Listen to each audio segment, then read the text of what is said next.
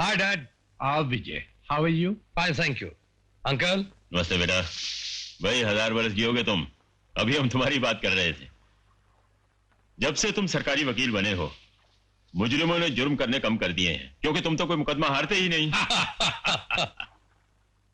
Thank you gentleman.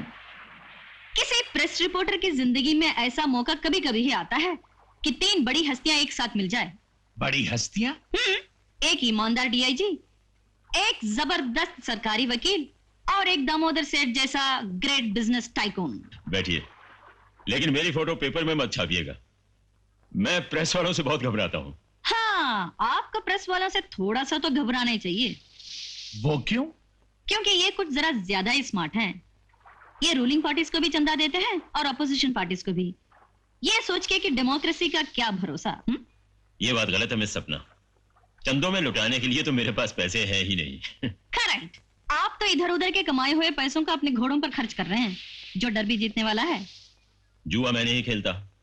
हाँ, घोड़े रखना मेरा शौक है। I love horses. आपका फोन। Excuse me. सपना बेटी, आज तुमने दामोदर की कुछ ज्यादा ही खिंचाई कर दी। देखिए अंकल, कोई भी आदमी ओवरनाइट करोड़पति तो बन नहीं जाता। ईमानदारी की जेब में छेद होता है। अच्छा भाई, हम चलते हैं, एक गेम बिलियर्ड का हो जाए। अरे भाई, बच्ची के लिए कुछ मंगाओ से। हाँ तो सरकारी वकील साहब, वो कालिया मर्डर केस के बारे में कुछ बात करें। जाने मन, जाने बहार, जाने जिगर, गुल गुलजार, सिर्फ मर्डर केसेस के बारे में बात करें या कुछ अपनी बात भी करें? अपनी बात कौन सी? वही जो हम दोनों को मिलकर सोचनी चाहिए, मगर अफसोस ये है कि मैं उसे सिर्फ अकेला ही सोचता रहता हूं। क्या? लेकिन घोड़ा जख्मी कैसे हो गया? मालूम नहीं, अस्तबल से फोन आया है। मैं अभी आता हूं।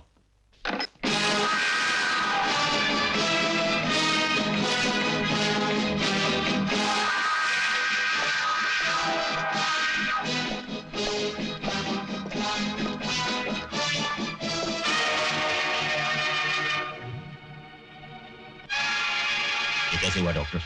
मुझे नहीं मालूम, मुझे तो इसने फोन किया, आकर देखा तो इसके पैर से खून निकल रहा था। मुझे नहीं लगता ये इस रेस में दौड़ सकेगा। इस रेस में या कभी नहीं? अब ये तो इसका जख्म ठीक होने के बाद मालूम हो सकेगा। आप लोग जानते हैं कि लोगों ने इस घोड़े पर लाखों रुपए लगाए हैं, और अगर ये रेस में नहीं दौड़ेगा तो मेरी कितनी बदनामी होगी। अगर ये हो कैसे गया, जबकि एक आदमी 24 घंटे इसकी निगरानी पे रहता है? कौन आया था यहां? वही नहीं मालिक। ये घोड़ा जख्मी करने के लिए तुम्हें कितना पैसा दिया गया था? कुछ नहीं मालिक। बोल, कितना पैसा दिया गया था? बोल, कुछ नहीं मालिक। बोल, कितना पैसा दिया? नहीं मालिक। नहीं, नहीं। बोल, कितना पैसा दिया गया था?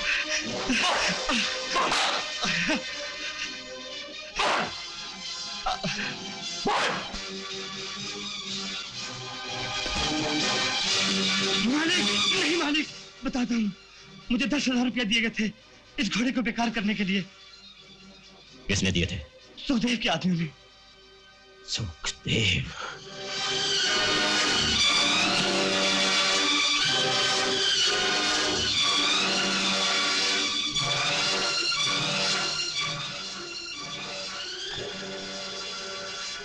सुखदेव का घोड़ा भी इस रेस में दौड़ रहा है? जी हाँ।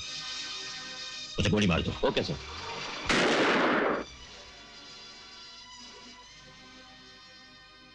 वो हरामजादा मेरा एक घोड़ा मार के ये समझता है कि 30 मार खां बन गया। अरे मैं ऐसे 100 घोड़े खरीद सकता हूं।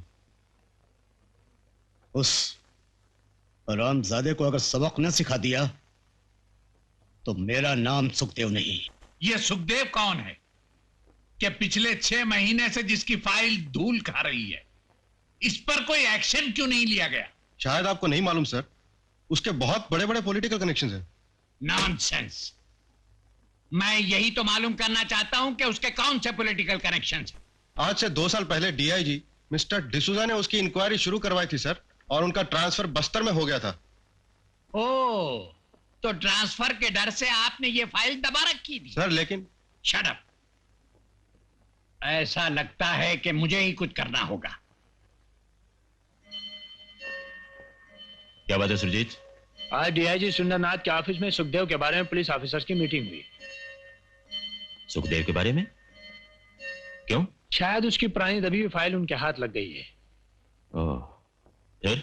डीआईजी साहब ने उसको गिरफ्तार करने खुद फैसला किया है। और तुम इसलिए परेशान हो कि दुश्मन होने के साथ साथ वो हमारे बहुत से राज भी जानता है। जानता तो है, क्योंकि दुश्मन होने से पहले वो हमारा पार्टनर था। बोल भी सकता है, खुद तो डूबेंगे सनम, यार को ले डूबेंगे। देखो, तुम एक काम करो, ये खबर सुखदेव तक पहुंचा दो और उसे इस हद तक डरा दो कि वो कुछ दिनों के लिए बंबई छोड़कर भाग जाए। नहीं, तुम ऐसा करो कि सुखदेव से जाकर कहो कि मैं उसे मिलना चाहता हूं। शायद वो नहीं आएगा। वो अपने घोड़े की मौत अभी तक भुला थोड़ी होगा।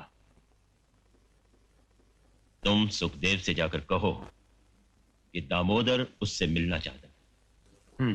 वो आएगा।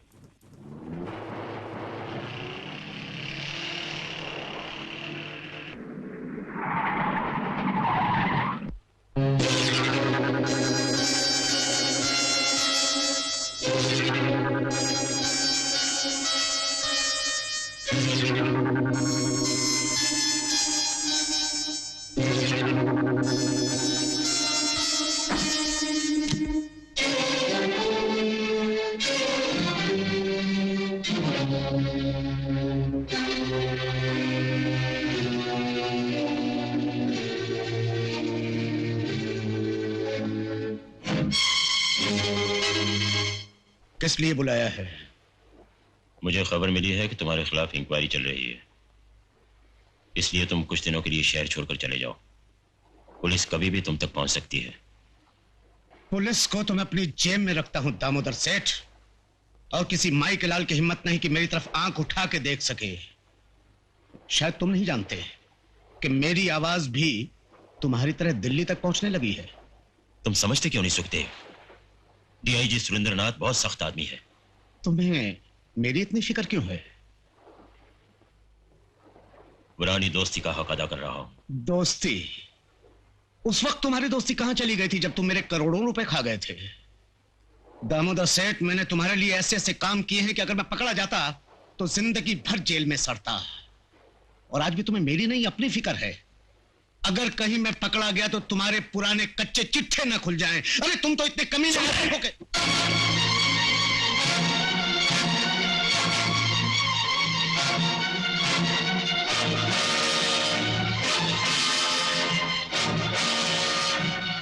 ठीक है, अगर तुम जानबूझकर कुएं में गिरना चाहती हो तो गिरो, लेकिन एक बात याद रखो कि अगर तुमने किसी भी केस के सिलसिले में मेरा नाम लिया तो अंजाम अच्छा नहीं होगा।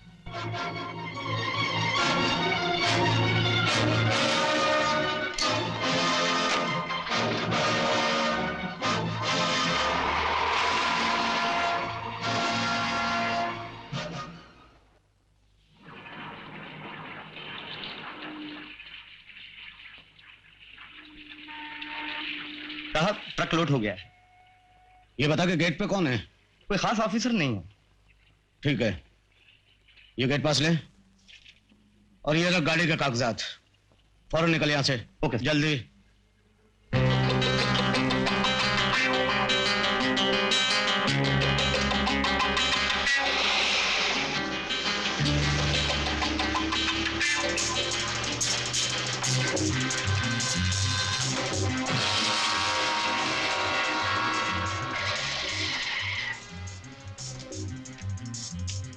लाल साहब, क्या ले जा रहे हो इस ट्रक में? जैसलॉक हॉस्पिटल का सामान है, कुछ दवाएं हैं, कुछ ऑपरेशन के इंस्ट्रूमेंट। हाँ, एक क्रेट खोल के दिखाओ। दिखाऊं? हाँ हाँ।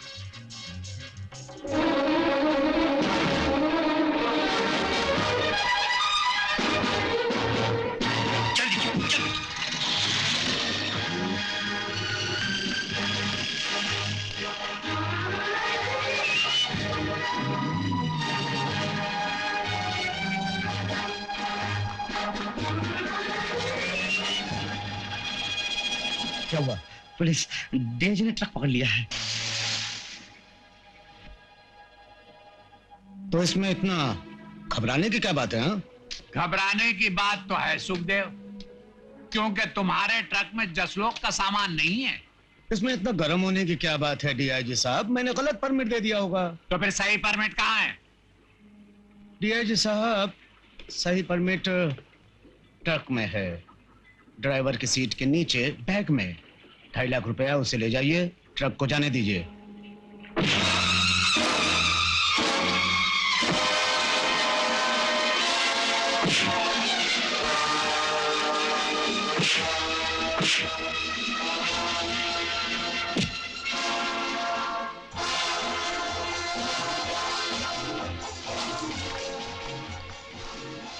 सरकारी माल चुराने और सरकारी अफसर को रिश्वत देने के जुर्म में तुम्हें गिरफ्तार किया जाए। अरे जा, बात तुम जैसा ऑफिसर आया चले गए। ले चलो मुझे, कल जमानत पे आ जाऊंगा और देख लूंगा एक एक को। मेरे परमिट के बगैर कोई ऑफिसर आज तक यहाँ नहीं टिक सका, समझे? अबे टिकने की बात तो दूसरी है, मैं देखूंगा कि कल तेरी जमानत होती कैसे। इसके ऑफिस की तलाशी लो और सील कर दो और बंद कर दो इसे। Right sir. चलो।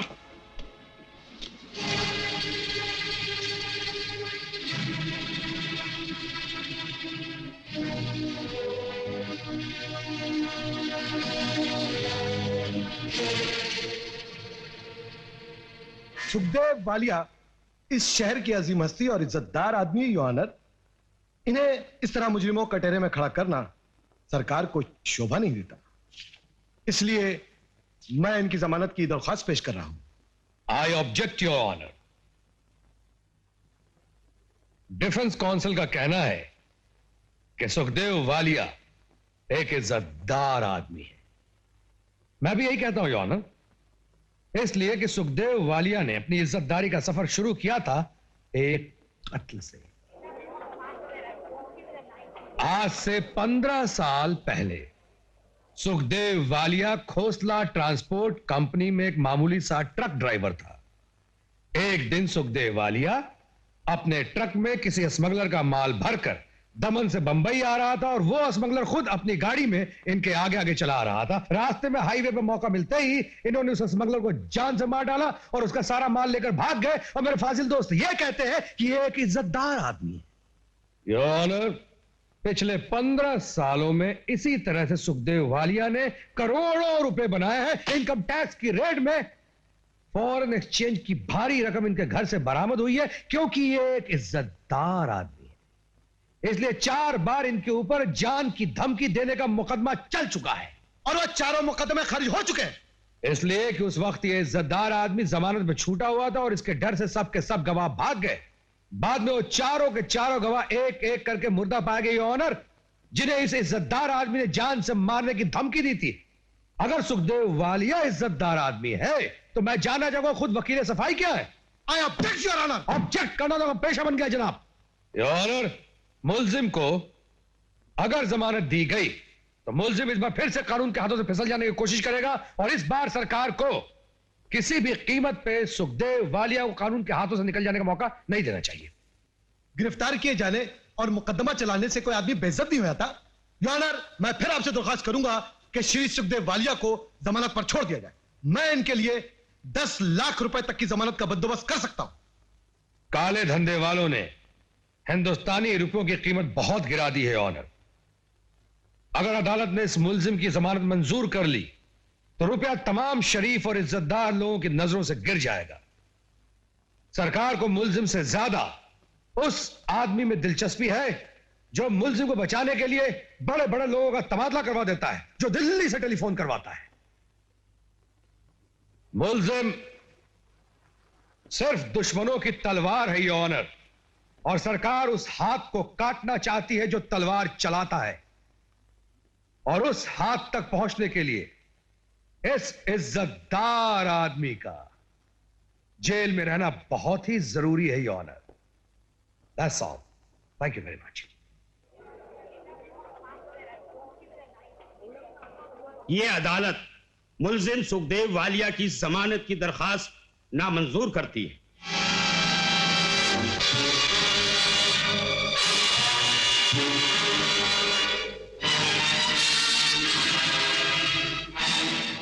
सुखदेव की क्या खबर है? पुलिस कस्टडी में सर।